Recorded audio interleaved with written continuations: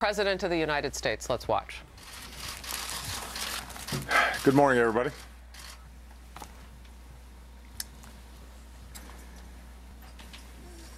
Today, the United States and our armed forces continue to lead the global coalition in our mission to destroy the terrorist group ISIL. As I outlined in my speech to the nation last weekend, our strategy is moving forward with a great sense of urgency on 4 fronts: hunting down and taking out these terrorists, training and equipping Iraqi and Syrian forces to fight ISIL on the ground, stopping ISIL's operations by disrupting the recruiting, financing, and propaganda, and finally, persistent diplomacy to end the Syrian civil war so that everyone can focus on destroying ISIL.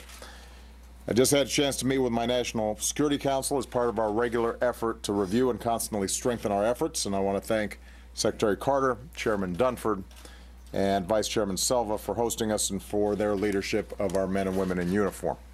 We heard from General Austin, who is leading the military campaign in the region, as well as General Votel, whose Special Operations Forces are playing a vital role in this fight. I want to provide all of you a brief update on our progress against the ISIL core in Syria and Iraq, because as we squeeze its heart, we'll make it harder for ISIL to pump its terror and propaganda to the rest of the world. This fall, even before the revolting attacks in Paris and San Bernardino, I ordered new actions to intensify our war against ISIL. These actions, including more firepower and special operations forces, are well underway. This continues to be a difficult fight. As I said before, ISIL is dug in, including in urban areas, and they hide behind civilians, using defenseless men, women, and children as human shields. So even as we're relentless, we have to be smart, targeting ISIL surgically with precision. At the same time, our partners on the ground are rooting ISIL out town by town, neighborhood by neighborhood, block by block. That is what this campaign is doing. We are hitting ISIL harder than ever. Coalition aircraft, our fighters, bombers, and drones have been increasing the pace of airstrikes, nearly 9,000 as of today. Last month, in November, we dropped more bombs on ISIL targets than any other month since this campaign started. We're also taking out ISIL leaders, commanders, and killers, one by one. Since this spring, we've removed Abu Sayyaf, one of their top leaders, Haji Mutaz, ISIL second in command, Junaid Hussein, a top online recruiter, Muhammad Emwazi, who brutally murdered Americans and others, and in recent weeks, finance chief Abu Saleh, senior extortionist Abu Mariam, and weapons trafficker Abu Rahman al-Tunisi. The list goes on. We're going after ISIL from their stronghold right in downtown Raqqa to Libya, where we took out Abu Nabil, the ISIL leader there. The point is, ISIL leaders cannot hide, and our next message to them is simple: you are next. Every day, we destroy as well more of ISIL's forces, their fighting positions, bunkers, and staging areas, their heavy weapons, bomb-making factories, compounds, and training camps. In many places, ISIL's lost its freedom of maneuver because they know if they mass their forces, we will wipe them out. In fact, since this summer, ISIL has not had a single successful major offensive operation on the ground in either Syria or Iraq. In recent weeks, we've unleashed a new wave of strikes on their lifeline, their oil infrastructure, destroying hundreds of their tankers, trucks, wells, and refineries, and we're going to keep on hammering those. ISIL also continues to lose territory in Iraq. ISIL had already lost across Kirkuk province and at Tikrit. More recently, ISIL lost at Sinjar, losing a strategic highway. ISIL lost at Baji with its oil refinery. We saw the daring raid supported by our special forces, which rescued dozens of prisoners from ISIL, and in which Master Sergeant Joshua Wheeler made the ultimate sacrifice. So far, ISIL has lost about 40% of the populated areas it once controlled in Iraq, and it will lose more. Iraqi forces are now fighting their way deeper into Ramadi. They're working to encircle Fallujah and cut off ISIL supply routes into Mosul. Again, these are urban areas where ISIL is entrenched. Our partners on the ground face a very tough fight ahead, and we're going to continue to back them up with the support that they need to ultimately clear ISIL from Iraq. ISIL also continues to lose territory in Syria. We continue to step up our air support and supplies to local forces, Syrian Kurds, Arabs, Christians, Turkmen, and they are having success. After routing ISIL at Kobani and Tal Abyad, they've pushed ISIL back from almost across the entire border region with Turkey, and we're working with Turkey to seal the rest.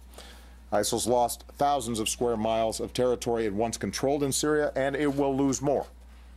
The special forces that I ordered to Syria begun supporting local forces they push south, cut off supply lines, and tighten the squeeze on Raqqa.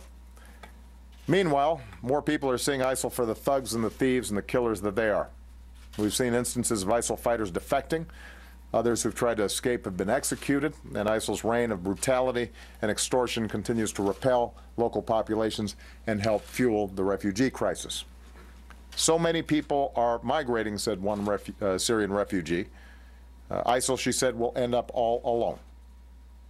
All this said, we recognize that progress needs to keep coming faster. No one knows that more than the countless Syrians and Iraqis living every day under ISIL's terror, as well as the families in San Bernardino and Paris and elsewhere who are grieving the loss of their loved ones. Just as the United States is doing more in this fight, just as our allies, France, Germany, and the United Kingdom, Australia, and Italy are doing more, so must others. And that's why I've asked Secretary Carter to go to the Middle East. He'll depart right after this press briefing to work with our coalition partners on securing more military contributions to this fight. On the diplomatic front, Secretary Kerry will be in Russia tomorrow as we continue to work as part of the Vienna process to end the Syrian civil war. Meanwhile, here at home, the Department of Homeland Security is updating its alert system to help the American people stay vigilant and safe. And as always, our extraordinary men and women in uniform continue to put their lives on the line in this campaign and around the world to keep the rest of us safe. This holiday season, many of our troops are once again far from their families. And as your Commander-in-Chief, on behalf of the American people, we want to say thank you. We are grateful and we are proud for everything that you do. Because of you, the America that we know and love and cherish is leading the world in this fight. Because of you, I am confident that we are going to prevail. Thank you very much, everybody. ISIL, as I outlined in my speech, ISIL on the ground, ISIL's operations by disrupting the ISIL. I just had a chance to meet ISIL core in Syria and Iraq, ISIL to pump its terror and propaganda to the ISIL. These actions, ISIL is dug in, including in ISIL surgically, with precision. ISIL out town by town, neighborhood by neighborhood. ISIL harder than ever. Coalition ISIL targets than any other month since ISIL leaders, commanders, and killers. ISIL second in command. After ISIL from their stronghold, right to ISIL leader there.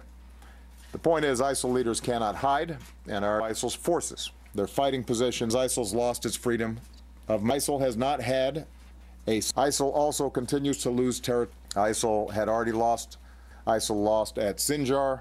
ISIL lost at Baji, ISIL, and in which Master Sergeant ISIL has lost about 40% ISIL supply routes into Mosul. ISIL is entrenched. ISIL from Iraq. ISIL also continues to lose territory in ISIL at Kobani, and ISIL back from ISIL's lost thousands of square miles. ISIL for the thugs and the thieves and the killers, ISIL fighters defecting. Other ISIL's reign of brutality and ISIL, she said, will end up all alone. ISIL's terror, as well as the families in San Bernardino and Paris and elsewhere who are grieving the loss of their loved ones.